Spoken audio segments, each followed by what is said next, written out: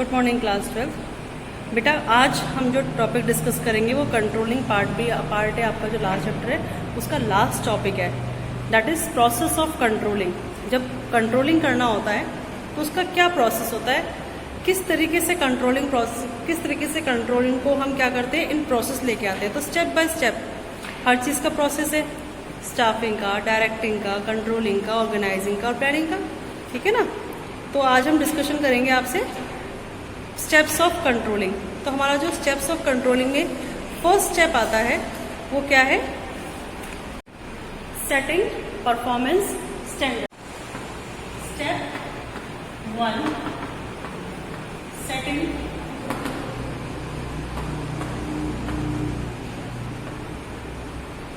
Performance standard. Setting performance standard means क्या होता है बेटा, कि ये सेट करना कि क्या काम करना है या क्या काम करवाना है। एक तरीके से आप कह सकते हैं कि टारगेट पर डे का, हर रोज आपको कितना काम लेना है या कितना काम करवाना है अपने जूनियर से, दैट इज कॉल्ड स्टैंडर्ड। ठीक है ना। तो the first step in the controlling process is to establishment standard of performance, कि क्या परफॉर्मेंस देनी है उसका प्रॉपर एक टारगेट सेट करना, स्टैंडर्ड सेट करना, वो हमारा सेटिंग ऑफ परफॉर्मेंस स्टैंडर्ड कहलाता है। Standards are the criteria against which actual performance is measured. और स्टैंडर्ड्स हम किस बेसिस पर रखते हैं कि एक्चुअल परफॉर्मेंस क्या है वर्कर्स की, उन एक्चुअल परफॉर्मेंस को आइडेंटिफाई करके भी calculate the standards. The standard serves as a benchmark और yardsticks towards the organisational stripes to work. Standards can be in both, standards हमारा क्वांटिटी में भी हो सकता है और क्वालिटी में भी हो सकता है। क्वालिटी स्टैंडर्ड मेजर करना इजी है as compare to quality standards. तो क्वांटिटी स्टैंडर्ड्स में क्या होता है, it may be in terms of sale, it may be in terms of output sold, it may be in terms of revenue, it may be in terms of number of units produce, कुछ भी हो सकता है। अगर हम कोई चीज quantity में मेजरमेंट करें तो क्वांटिटी तो किसी भी चीज की होती है, भाई मुझे इतना रेवेन्यू चाहिए इस साल, या मुझे इतना इस साल प्रॉफिट चाहिए, या मुझे इस साल मार्केट में शेयर 20% इंक्रीज करके चाहिए। तो जब नंबर्स में हम कोई चीज रिप्रेजेंट करें तो उसमें नंबर ऑफ यूनिट्स भी हो सकती है आपकी, और आपका रेवेन्यू अमाउंट भी हो सकता है, कॉस्ट रिड्यूस करनी है, खर्चे घटाने हैं तो कॉस्ट का भी हो सकता है। ठीक है। तो कुछ भी हो सकता है अगर नंबर्स में आप रिप्रेजेंट कर रहे हो। लेकिन क्वालिटी में हमारा क्या होता है, if you want standard to be maintain in quality, that means improving goodwill and motivation level of employees. For example quality standard मतलब मुझे अपने एम्प्लॉयज का गुडविल और मोटिवेशन स्किल्स इंप्रूव करने हैं। इसमें एग्जाम्पल दे रखा है, some fast food chains like Pizza Hut fix standards in terms of time taken to be served customer in order to enhance customer satisfaction। इसमें एग्जाम्पल है कि पिज्जा हट हमारी जो पिज्जा कंपनी है जो पिज्जा सप्लाई करती है, उसने अपना स्टैंडर्ड मेंटेन करने के लिए टाइम लिमिट बता रखी है कि जब आप ऑर्डर करोगे तो with in 30 minutes, with in 20 minutes या विद इन 25 मिनट्स हम आपको पिज्जा डिलीवर कर देंगे। तो ये क्या कर रहे हैं, कस्टमर को सेटिस्फाई करने के लिए।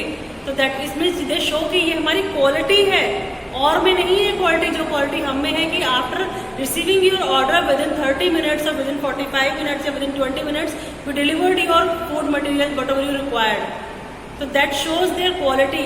उस क्वालिटी की वजह से आप पता लगा ऑर्डर फिर उसी को दे रहे हो, इमीडिएट है, जल्दी अर्जेंट है, तो वो एक कंपनी है जो इस टाइम के अंदर पहुंचा सकती है। तो दैट इज द क्वालिटी। तो ये क्वालिटी आपको खुद मेंटेन करना है स्टैंडर्ड की, व्हाट इज योर क्वालिटी या what is the quantity you want. ठीक है। फिर the second step is measurement of actual performance. हमने स्टैंडर्ड तो रख दिया कि भाई इसके अकॉर्डिंग काम करना है, इतना चाहिए उतना चाहिए, बट एक्चुअल परफॉर्मेंस क्या है उसका भी मेजरमेंट करना जरूरी होता है कि what is the actual performance of the employees. Performance should be measured in an objective and reliable manner. It can be done using several techniques like personal observation, sample checking, performance reports, etc. Observations या actual performance का measurement आप कैसे भी कर सकते हो, पर होना जरूरी है।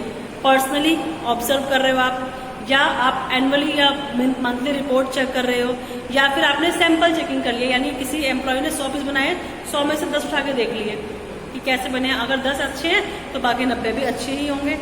तो that is the way of to check the actual performance of the employees. To make the comparison easier, performance should be measured in the same units, which unit, और performance जो हम measure करते हैं उसको उसके कंपैरिजन करना है जो यूनिट्स हमने ऑलरेडी सेट करी हुई है। तो उससे क्या होगा, उससे ये होगा कि जब हम यूनिट जो सेट कर रहे हैं उसके अकॉर्डिंग हम परफॉर्मेंस मेजरमेंट कर रहे हैं तो हम इजीली फाइंड कर सकते हैं कि is there is any deviations. इसमें एग्जांपल दे रखा है मारुति उद्योग का। मारुति उद्योग हमारी बहुत बड़ी ऑटोमोबाइल इंडस्ट्री है, तो मारुति उद्योग का क्या एग्जांपल है कि मारुति उद्योग क्या करती है कि बिफोर असेंबलिंग ऑल पार्ट्स, पहले वो हर पार्ट्स को पर्सनली चेक करते हैं कि कहीं किसी पार्ट में कोई डिफॉल्ट तो नहीं है, क्योंकि अगर कोई भी एक पार्ट डिफेक्टिव लग गया तो पूरी जो हमने कार असेंबल करी है वो बेकार हो जाएगी। तो that's why they personally check every part before assembling the parts. ठीक है, तो measurement of performance of an employ में require preparation of performance report also by superior, या फिर हमारा जो मेजरमेंट ऑफ परफॉर्मेंस है किसी भी एम्प्लॉय को हम कैसे कर सकते हैं, जो सुपीरियर्स है वो एक प्रॉपर एक परफॉर्मेंस रिपोर्ट बनाए, उस परफॉर्मेंस रिपोर्ट के बेसिस पर इजिली वी कैन आइडेंटिफाई कि employ how do their work. फिर नेक्स्ट हमारा स्टेप आता है comparison of actual performance with standard. भाई पहले हमने स्टैंडर्ड सेट कर लिया, फिर हमने एम्प्लॉयज का एक्चुअल परफॉर्मेंस मेजरमेंट कर लिया। Now what we have to do, हमें कंपैरिजन करना है कि जो एक्चुअल परफॉर्मेंस निकल के आया एम्प्लॉयज का और जो हमने स्टैंडर्ड सेट करा हुआ है उनका कंपैरिजन, कि उसमें कोई डेविएशंस, कोई डिफरेंसेस तो नहीं है। तो फोर्थ स्टेप इज दैट कि एनालाइज द डेविएशंस एनालाइज करना है। Some deviations in performance is expected in all activities, so that the next step is controlling process to be analyze the deviations. For this, an acceptable range of deviation must be fixed. Means, भाई मैंने कहा कि 100 target करने हैं आपको, हर रोज 100 piece बनाने हैं, 95 भी चल जाएंगे। अगर आप 95 बनाओगे तो मतलब मैंने 5 पीस की छूट खुद दे दी, और 100 तो करना ही है। लेकिन अगर 100 नहीं हो पाए तो 95 यानी 5 पीस का डेविएशंस तो हम हैंडल कर लेंगे, वो तो एक्सेप्टेबल है। लेकिन अगर 5 से कम आपने 94, 90 या 85 पीस बनाए हैं तो दैट वाज नॉट एक्सेप्टेबल, उसे हम एक्सेप्ट नहीं कर पाएंगे।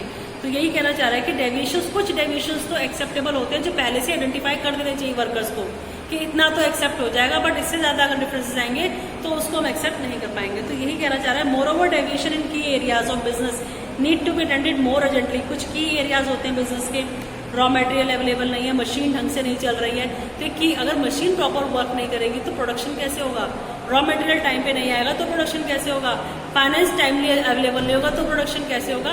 तो उन की एरियाज कुछ ऐसे होते हैं, अगर वहां पे कुछ डेविएशंस मिलते हैं तो उन डेविएशंस को इमीडिएटली रिमूव करना is the work of the management. अब नेक्स्ट हमारा आता है कि डेविएशंस में भी पॉजिटिव और नेगेटिव। डेविएशंस पॉजिटिव और नेगेटिव भी उससे पॉजिटिव कब होंगे, जब हमने जो टारगेट दिया है आप उससे ज्यादा परफॉर्म कर रहे हो, दैट इज पॉजिटिव। या जो हमने टारगेट दिया आप उससे बहुत पीछे रह गए तो वो नेगेटिव। अगर पॉजिटिव डेविएशंस वी फाइंड तो there is no need to take any step, कोई जरूरत नहीं कोई स्टेप लेने की, क्योंकि पॉजिटिव डेविएशंस है, एक्स्ट्रा ही हो रहा है, कुछ कम तो नहीं हो रहा। लेकिन अगर नेगेटिव डेविएशंस है और डिफरेंसेस बहुत ज्यादा है जो एक्सेप्टेबल नहीं है, तो for that last step is taking correct actions. उसके लिए हमें क्या करना पड़ेगा, सही स्टेप लेना होगा, सही एक्शन लेना होगा, ताकि जो डेविएशंस हमारे आ रहे हैं, जो एक्सेप्टेबल नहीं है, जो डिफरेंसेस बहुत ज्यादा है, उनको हम क्या कर सके, रिमूव कर सके, खत्म कर सके। तो ये हमारा लास्ट स्टेप था। इसमें एग्जाम्पल दे रखा है, if target production could not be met due to lack of skills then correct action might be involve in training of the. अगर एम्प्लॉयज के स्किल्स की वजह से काम पूरा नहीं हो पा रहा तो सही एक्शन क्या होगा कि उनको प्रॉपर दोबारा से ट्रेनिंग दी जाए, ताकि वो काम को और अच्छे से सीख सके और नेक्स्ट टाइम जो टारगेट दिया हुआ है उसको पूरा कर सके। ठीक है बेटा, तो ये हमारे 5 स्टेप्स थे कंट्रोलिंग प्रोसेस के। इसके बाद हमारा चैप्टर खत्म है और पार्ट ए हमारा खत्म है। अब जो हमारी नेक्स्ट वीडियो आएगी वो आएगी जो हमारा पार्ट बी का फर्स्ट चैप्टर है, financial management. Thank you class.